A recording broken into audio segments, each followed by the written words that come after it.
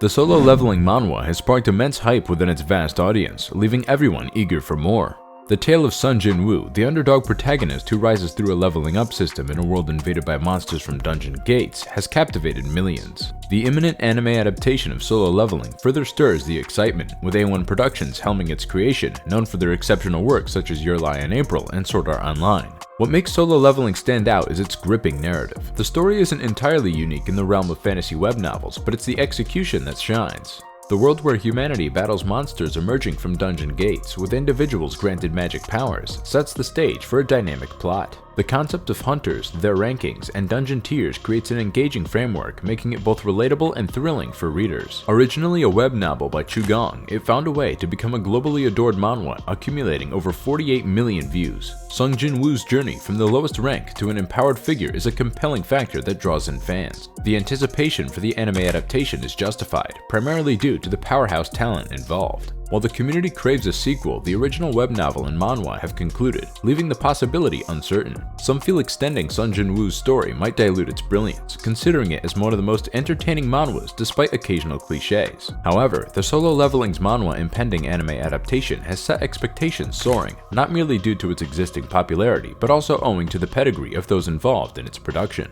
Fans await an immersive experience that matches the thrill and charisma of the original storyline. The incredible story of Solo Leveling is a rollercoaster of a narrative set in a world plagued by the emergence of mysterious gates that link the human realm with the alternate dimensions teeming with monsters. These gates birthed a new breed of humans, known as hunters, endowed with supernatural abilities to combat these otherworldly threats. These hunters are categorized by letter grades from E to S, with higher ranks signifying greater prowess. The narrative orbits around Sung Jin-woo, an E-rank hunter initially labeled as the world's weakest hunter due to his feeble abilities, even among fellow low-ranking hunters. Jin-woo's life revolves around caring for his ailing mother and supporting his younger sister. Despite his lackluster skills, he tenaciously ventures into dungeons to earn money and survive. His journey takes a turn when he discovers an unseen dungeon within a gate, leading to a life-threatening situation where he's nearly annihilated. Miraculously surviving, he awakens to the realization of a mysterious system, an enigmatic app or game-like entity that enhances his skills with each exploration. The story's pivotal point emerges during the instant dungeon arc, marking Jin-woo's evolution. He embarks on quests alone, seeking quick gains and experience. However, he encounters treacherous scenarios, including false camaraderie among fellow hunters and daunting challenges within various dungeons. As he reunites with survivors from a hazardous mission, including Lee Jo-hee and Song Chi-yul, Jin-woo faces unexpected adversities brought by a group of prisoners and their leader, Kang Tae-shik. Despite setbacks, Jin-woo, along with Jin-ho, initiates a raid union to lawfully eradicate C-rank dungeons. Yet, their activities draw the attention of An Sang-min, a high-ranking member of the White Tiger Guild. His journey takes another significant turn when the system alerts Jin-woo to a different instant dungeon, where he encounters shielded soldiers and a mysterious figure guarding an empty throne.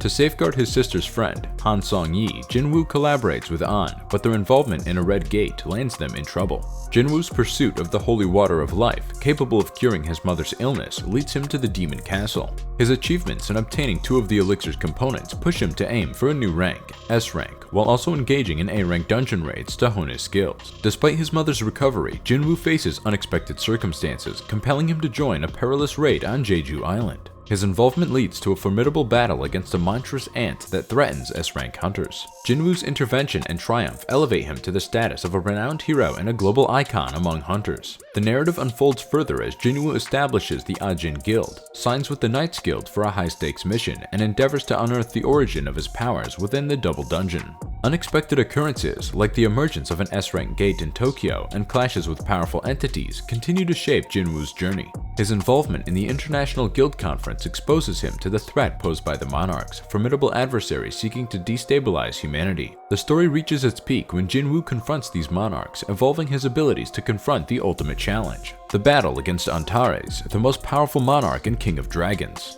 In a stunning climax, Jin-woo emerges victorious, safeguarding humanity and overpowering the Monarchs. However, his tale doesn't conclude there. He embarks on a time-traveling mission to reshape history and rescue those he lost. Well, that's what this hyped-up manhwa is all about. However, the highly anticipated news about the Solo Leveling anime has triggered a whirlwind of discussions and concerns among fans. This adaptation from the immensely popular manhwa has recently unveiled its first official trailer, offering a glimpse into what's to come. However, let's dive into the nitty-gritty. One of the pivotal concerns revolves around the protagonist, Sung Jin-woo, undergoing a nationality switch. The transition from being a Korean hunter to a Japanese one in the anime has sparked debates. This alteration primarily stems from the Japanese production of the anime and concerns about the portrayal of Japan in the manhwa. Even the name change from Sung Jin-woo to Shun Mizushino and altering all characters' names to Japanese in the anime adaptation has left some fans unsettled. The relocation of the storyline from Seoul to Tokyo raises questions about the necessity of transforming the Japanese team into representatives of a fictional country. Fans are puzzled as to why the story couldn't remain in Seoul, altering only the depiction of the Japanese team to a fictional nation as already intended. Speaking of the storyline, the anime won't follow the manhwa's plot or the preceding Korean light novel. Instead, it will adapt the recently released Japanese Solo Leveling novel. Anticipating changes beyond the nationality and name alterations, viewers are poised for unexpected surprises in the narrative. One aspect causing fervent discussions among fans is the art style. A1 Pictures has a decent track record with visually striking series like Your Lie in April, My Hero Academia, and Kaguya-sama Love is War. Nevertheless, many fans had hoped for Ufotable due to their renowned expertise in delivering stunning visuals and handling intricate action sequences. Given Solo Leveling's remarkable art style, fans were eager for similarly high-quality visuals in the anime, especially in rendering Jin-woo's iconic Shadow Army. The slated release for the Solo Leveling anime is winter 2024, leaving much to speculation. Changes in an adaptation often raise concerns, yet they can potentially offer fresh perspectives on a story and its characters. Rumors continue to circulate suggesting alterations such as changing the protagonist's name, country setting, and potentially modifying the antagonist from the Japanese to a fictional nation, steering clear of offending any specific country. There's also speculation about adjustments from other elements like character names, villains, and locations due to the shift from South Korea to Japan. The supposed change in the protagonist's origin from Korea to Japan reflects the intricate dynamics of producing the show in Japan, avoiding casting Japan as the antagonist as seen in the manhwa. While these changes have stirred debate, they may pave the way for an intriguing rendition of the beloved Solo Leveling saga. But for sure, if it gets the anime treatment right, it could signal a significant shift in the anime landscape, paving the way for more power trip-centric shows. First off, Solo Leveling has this intoxicating allure for fans who love overpowered protagonists. The main character, Sung Jin-woo, starts off as the weakest E-rank hunter but eventually evolves into an absolute powerhouse. Now imagine that kind of power scaling animated on screen, the sheer thrill and hype it would generate among viewers. This progression, along with the jaw-dropping fights, could set the stage for similar power-centric shows to capture audience attention.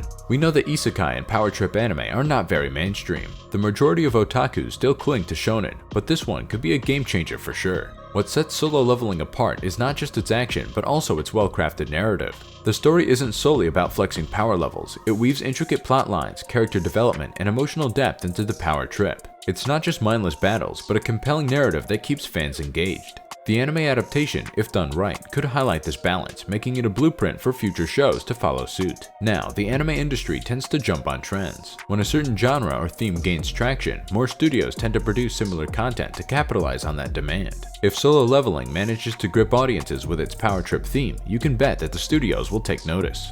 The success of this anime could open the floodgates for a barrage of similar power trip shows, each trying to recreate that same addictive blend of action and power fantasy. The impact of Solo Leveling as an anime wouldn't just stop at the immediate success it might achieve. It could potentially influence the types of stories and protagonists we see in the anime world. More shows might feature protagonists who start weak but grow into overwhelmingly strong figures, which tends to be a popular trope among anime and manga enthusiasts. Furthermore, the success of Solo Leveling as an anime might encourage studios to adapt more web novels and manhwa, broadening the range of source materials for anime adaptations. This could open up a plethora of fresh and captivating stories, not just confined to the traditional light novels or manga sources. Now, it's important to note that while the success of Solo Leveling could pave the way for more power trip anime, it doesn't mean every show will hit the mark. The key lies in capturing the essence of what makes Solo Leveling so gripping, the balance between power escalation, engaging storytelling, and well-developed characters. Success in replicating this formula will be the real challenge for other potential power trip anime. But undoubtedly, Solo Leveling's success might set a new standard for what fans expect from this genre, influencing the landscape of anime to come. But, as with any trend, only time will tell if this potential wave of power trip anime will truly materialize.